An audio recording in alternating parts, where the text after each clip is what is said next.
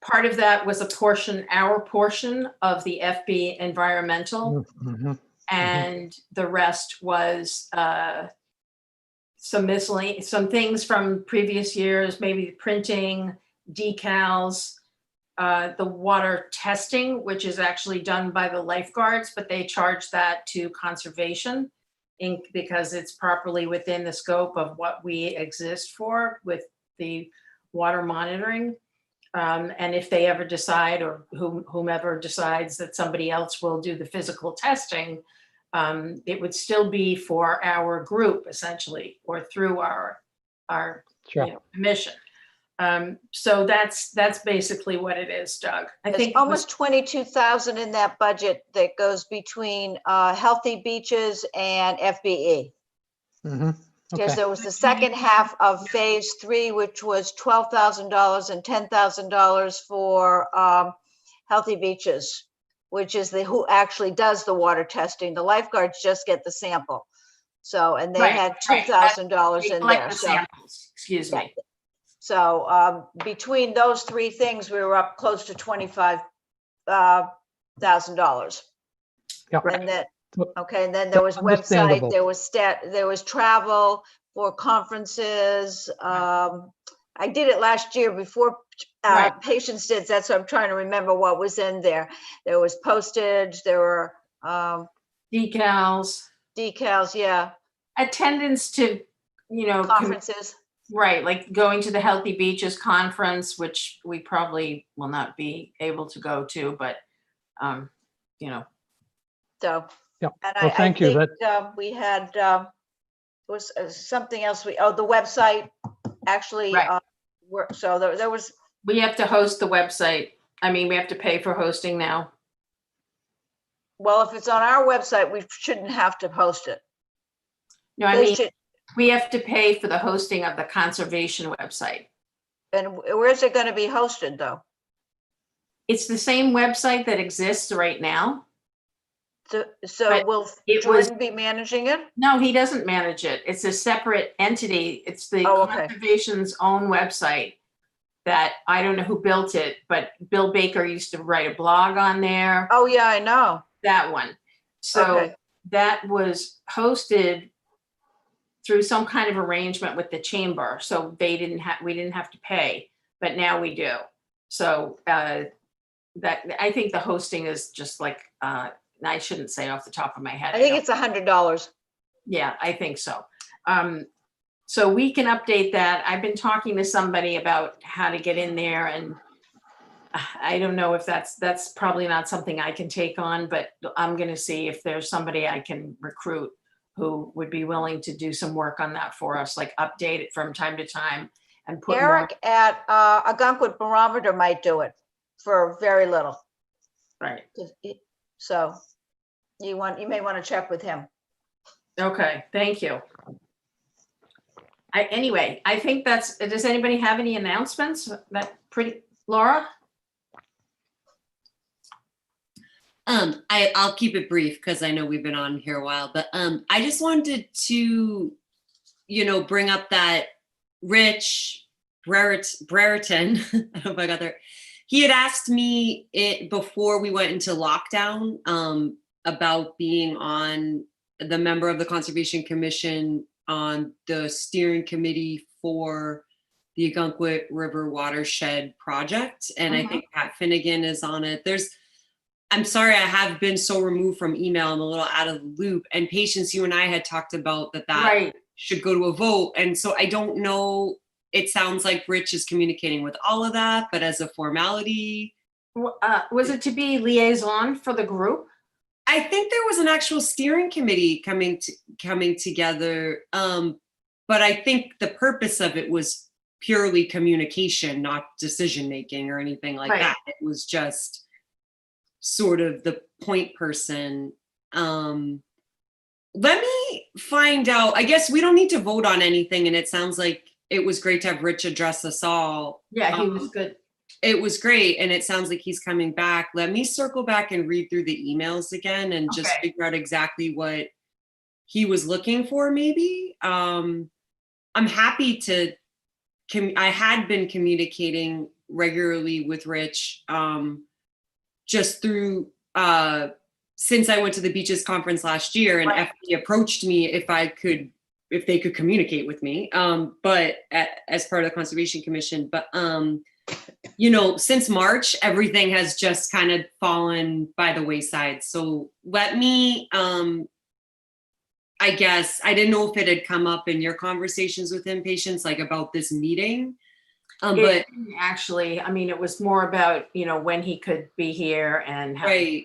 it was more of transactional type thing. Right. And I think one of the big points was about getting that report out. I know he wanted to get that year-end 2019 report into our hands. If you guys remember, we had actually requested it. We had talked about requesting it, and I had requested it on our behalf, on the Conservation Commission behalf. I think it was in January, and they were still compiling it. So it sounds like he's emailing that out to all of us, and there's no need to necessarily vote on anything or do anything right now.